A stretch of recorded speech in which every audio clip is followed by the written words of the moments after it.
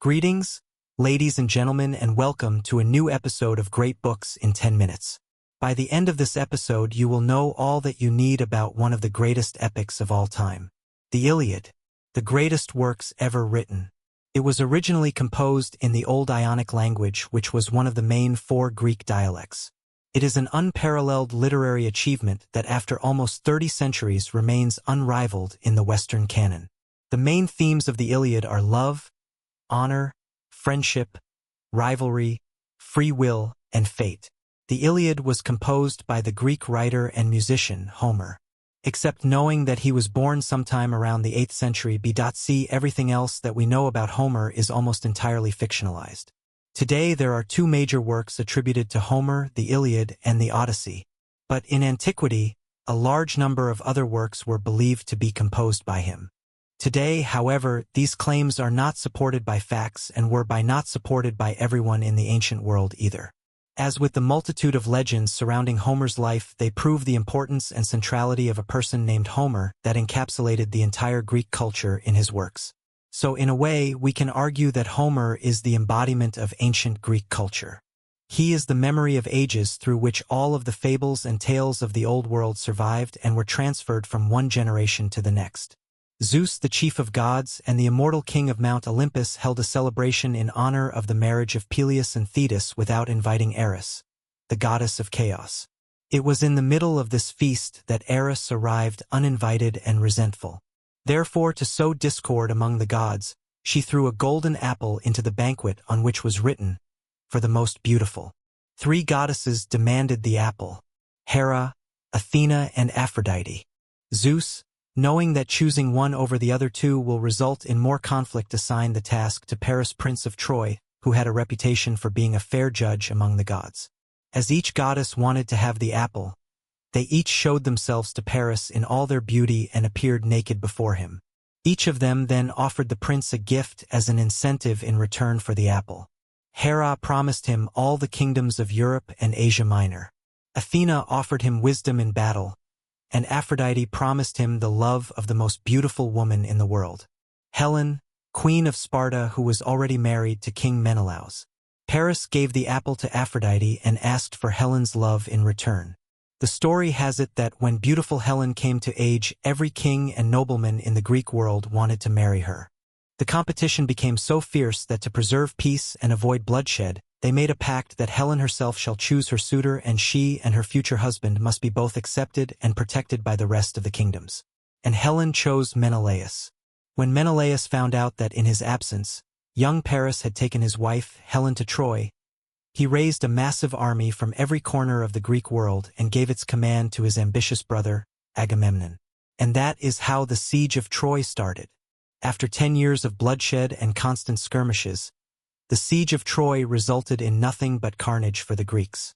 The impenetrable walls of Troy stood tall, and behind them, Priam, king of Troy, reliant on the bravery of his eldest son Hector, remained unabated and defiant in the face of the foe. During this brutal year, Achilles, the immortal hero of the Greeks, who was himself the son of goddess Thetis, conquered a small island near Troy called Chryse and enslaved its population. Among these newly captured people was a beautiful girl named Astynome. Astynome's father was a priest of the temple of Apollo. Agamemnon demanded the girl for himself and refused every ransom that her father offered for her release. When god Apollo witnessed this, he sent a deadly plague that ravaged the Greek army and forced Agamemnon to give Astynome back. Displeased by the turn of events and vengeful towards Achilles, who brought the girl to Agamemnon in the first place, he compensated himself for this loss by taking another girl named Briseis, who was a subject of Achilles. A treacherous act that upset Achilles so much that he refused to take any further part in the Trojan War. Achilles' mother, Thetis, goddess of water, complained to Zeus about Agamemnon's betrayal and asked the great god to punish him. Zeus in return sent a false dream to Agamemnon and convinced him that he would be victorious if he attacked the city's walls with all of his forces in the morning. On the day of battle, first Menelaus, king of Sparta, who had lost his wife to Paris, challenged the Trojan prince to a duel. Paris answered the call but failed to defeat Menelaus. When he was about to lose his life, Aphrodite helped him escape and took him back to his room in his father's palace where he was joined by Helen. Meanwhile, among gods, Zeus argued that Menelaus must be declared the winner and the war should end as the mortals had agreed before the duel. But Hera, who was still furious at Paris over choosing Aphrodite over her, wanted nothing but the total annihilation of Troy and persuaded Zeus to rekindle the flame of war. Therefore Athena, disguised as a Trojan soldier, convinced a Trojan archer named Pandarus to take aim at Menelaus and kill him.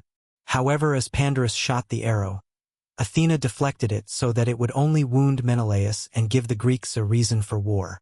Following this, the Greek army launched an all-out assault against the Trojans and a bloody battle started. The Trojans, under the leadership of Hector, pushed the Greeks back to their ships and almost destroyed the Greek camp.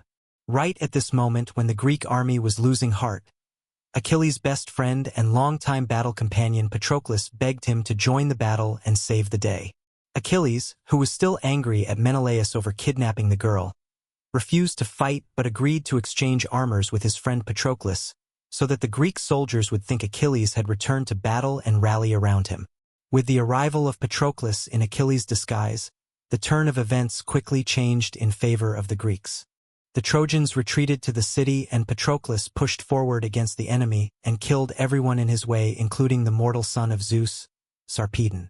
Vengeful Zeus decided to kill Patroclus and tasked Apollo with taking revenge for him. Apollo first convinced Hector to charge the enemy, then he appeared behind Patroclus and wounded him. When Hector arrived, Patroclus was on his knees, defeated and ready to accept his destiny. Hector humiliated the fallen man and finished him off, only to hear Patroclus foretelling Hector's bitter end with his last breath. Achilles wept so loud for his friend, Patroclus, that his mother, Thetis, heard his lamentations. She appeared before him and promised him that if he delays his revenge for one day, she will go to the Temple of Vulcans and return with new powerful weapons for him to defeat Hector. Zeus, fearful of Achilles' rage, summoned the gods to Mount Olympus and asked them to interfere in battle should Achilles try to destroy Troy before its time. However, upon arriving on Earth, the gods decided to stand on opposing hills and only witness the battle between the mortals. Achilles ruthlessly attacked the Trojans and destroyed their formation. After a short battle, the entire Trojan army that was camped outside the walls of Troy routed before him. Finally, the fateful hour when Hector and Achilles met face to face arrived. Hector at first tried negotiating with Achilles, but the Greek hero did not show any interest in conciliation. Hector knew that he was no match for his opponent, so he ran away and Achilles chased after him. At this moment, Zeus was determined to save Hector, but Athena convinced the great god that the mortal's life must end. Zeus placed the destiny of both heroes on a golden scale, and when the fate of Hector sank lower, he agreed with Athena. Achilles chased Hector around the city walls 3 times.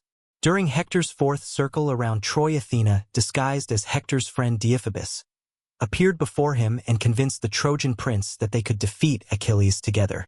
At that moment, Hector stopped running and decided to face his enemy. The 2 heroes finally engaged in battle. For a while, they fought with spears and neither one managed to overcome the other. In his last attempt for glory and in a desperate effort to make up for fleeing, Hector charged Achilles. But he was still wearing Achilles' armor that he took from Patroclus's body. Achilles knows the weakness of the armor and in a swift move puts his spear through Hector's throat. King Priam and the rest of the Trojans who were witnessing the final chapter of Hector's life wailed with grief, and the sound of their mourning rose to the heavens. After burying his friend Patroclus's body, Achilles held a series of competitions in his honor. Hector's corpse, however, was dragged behind chariots and stabbed by every Greek soldier. Finally, Apollo asked Zeus to intervene and force Achilles to return Hector's body to his father. Following Zeus's instructions, King Priam went to Achilles with a chariot full of treasures. Then he tearfully begged the Greek hero and asked him to think of the bond between him and his father. Achilles accepted the ransom and gave the body back. Amidst tears and wailing, the Trojans prepared 9 days for Hector's funeral. On the 10th day, they lit the pyre on fire and mourned the loss of their legendary hero. The original epic of the Iliad ends with Hector's death. And all the other stories that you might have heard or read in continuation of the Iliad were written later by other writers. especially Virgil, who centuries later wrote his famous sequel to the Iliad titled Aeneid, in which he told the story of the famous Trojan horse, the conquest of Troy, and the death of Achilles. Very well, ladies and gentlemen, we are at the end of this episode. I hope you enjoyed my summary of the Iliad. Please consider subscribing to my channel and see you in the next episode.